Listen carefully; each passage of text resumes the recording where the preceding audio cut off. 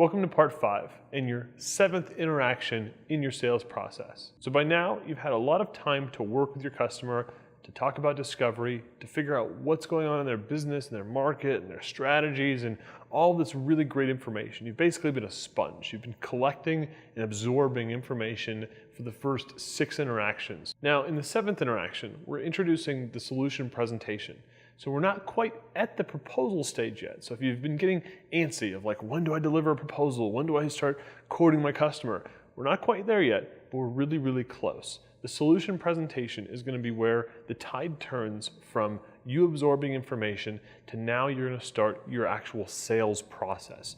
You're going to move from absorbing information and educating to actually selling. So now in part 5, we've split it up into a few different sections. First, we're going to talk a little bit about what the solution presentation is about on a broad stroke.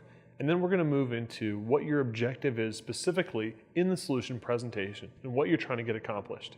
After that, we're going to get real specific about what happens in this interaction, and then I'm going to give you a sample agenda. So like I said, in this interaction, we're going to go from learning about their business to actually selling. So you're going to go from, I want to learn about your business, to here's what my business can do for you. Now, even though we're going to start selling in this part of the process, you don't want to actually put on like a hard full court press.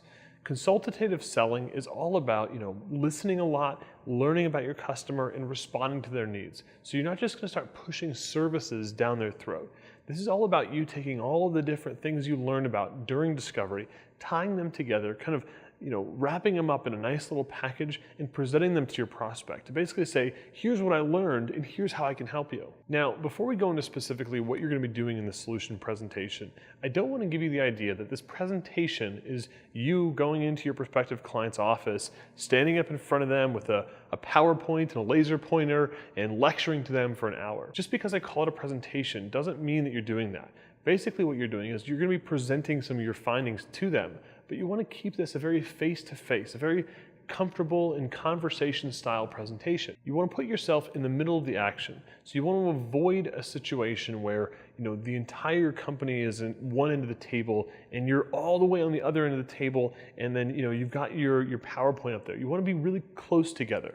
I typically like to sit directly across from my prospect or right in the middle. If there's a team that I'm talking to, I like to be in the middle of them. I don't like to have them all on one side of the table and I'm on the other and we're talking in a panel discussion. You want to create more of a conversational atmosphere.